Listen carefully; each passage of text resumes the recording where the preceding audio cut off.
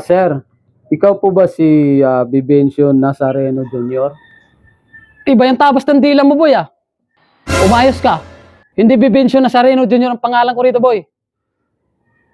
Si Boy Kaig. Kahit tanong mo pa sa mga tricycle driver. O ano? Anong kailangan mo?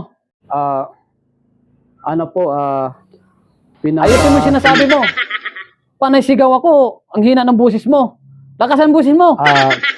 Pinapunta lang po ako dito sa inyo. Sino? Pinapapunta po ako dito sa inyo para magsingil sa utang nyo sa dinding. 3 buwan na po kasi kayo na hindi na po nakakabayad.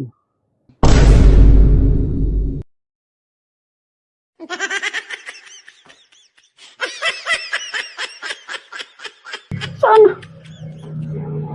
Sir! Sir Vivencio!